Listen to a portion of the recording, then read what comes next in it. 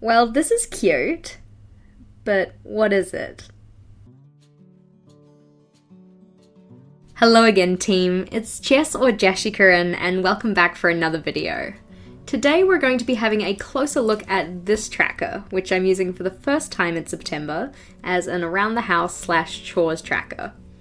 In this video, I want to take you through how to set it up, what it can be used for, and as always, some of the ways you can make it your own. Now, this specific style comes from Erin Floto Designs. She has a couple of videos that feature it, which I've linked in the description box below, so do make sure to check those out as well. But the way I've drawn out this tracker is by using the stencil from her Etsy shop. She also sells stickers of this one, I believe, but the nice part about a stencil is that it's a one-time multi-use purchase. You can of course set up a tracker like this without the stencil, which would be done by using concentric circles with intersecting straight lines. But for today, I'm mainly going to be looking at how the stencil and resulting tracker would be used. If you're interested in seeing another video though, on how to draw a tracker like this one from scratch, do let me know in the comments below. Comparing the stencil with the tracker I've set up here, you can see there are some differences in the sections that I've drawn out. So if we flip to the back of my journal and look at a completely drawn out version, you can see we have a lot of different sections. The way this tracker is split is based on the frequency of completion. So we have a section for 1 daily item, a section for 2 bi-weekly items, or things you complete twice a week, 4 weekly items, and 3 monthly items. This longer segment here would be the name of the tracker. Working from the inside out, so on these innermost segments, that's where you'd write the frequency of those things. So daily, bi-weekly, weekly, and monthly. Taking a step out, you can see we have some smaller sections here for the bi-weekly and weekly tasks. And this is a place where you can write down what day of the week those things would happen. For instance, if one of your weekly tasks was washing the sheets, and you wanted that to happen on a Thursday, you could note that down here. Taking another step out, we have the space to write down what each of your tasks are. So those are the bigger sections here, here, and here. And then the outermost sections are to mark off when you've completed those things. For the daily segment, you have 7 sections across and 5 out.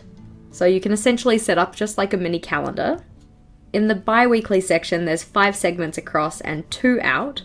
So you work your way around for the 1st, 2nd, 3rd, 4th, and 5th week of the month. And then there's space to record the 2 times you do it each of those weeks. In the weekly section, you have the similar 5 sections across, but only 1 out because you only do the task once. And then for the monthly tasks, just 1 larger section to fill in when that task is complete. So that's what each of the sections are for, but how do we actually set this one up? As you know, I used a stencil for this, and although I know stencils are supposed to make things quicker and easier to set up, there are still some things you can do to make your stenciling experience better. To help make stenciling easier, the first thing that I recommend is that when taking your stencil, try using some washi tape to secure it to your page before you start drawing.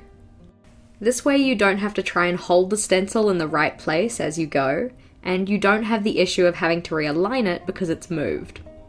Another tip would be to make sure you're using a pen that isn't too inky. What can sometimes happen is, if a pen lets out a lot of ink, this can seep under the stencil and make your drawn out segments look a little bit blotchy.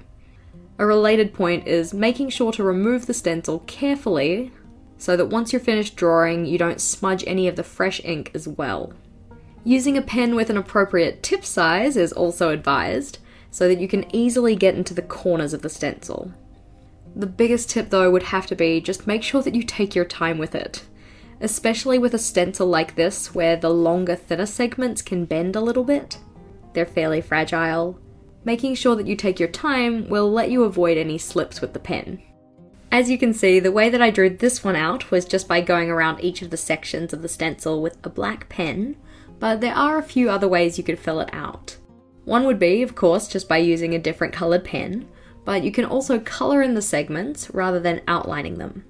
You could use something like a Tombow or a highlighter to do that.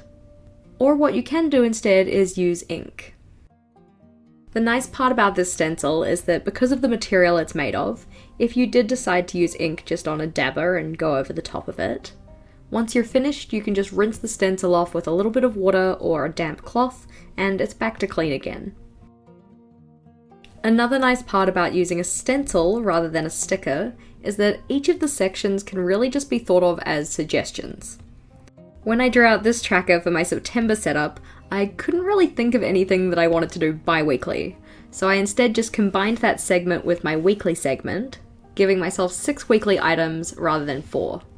If you have more daily items, for instance, you can put the stencil down, draw out that section in full, and then lift and reposition the stencil to do another daily section for another item you want to track. So that's how to draw the tracker out and make it your own in terms of layout. Now, how can it actually be used? The way that Erin mainly uses this tracker and the way that I've decided to use it for this month is as a chore tracker. But of course, this could be used to track any habits that you have in general that have different frequencies. One of the ways that I want to try and use this tracker is as a goal tracker. So setting myself a focus goal for the month and then selecting action steps with different frequencies.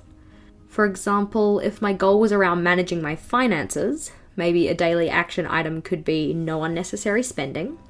A bi-weekly one could be updating my spending tracker. A weekly one could be setting aside my savings.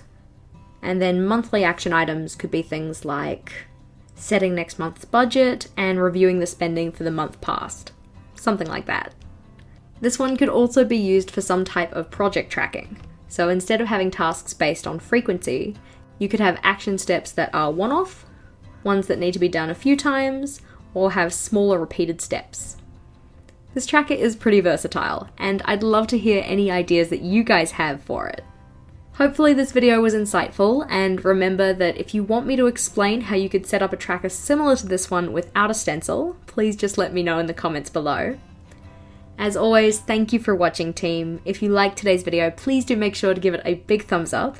And if you wanted to see more from me, consider subscribing if you hadn't already, and feel free to go check out one of my other videos. Until next time, bye!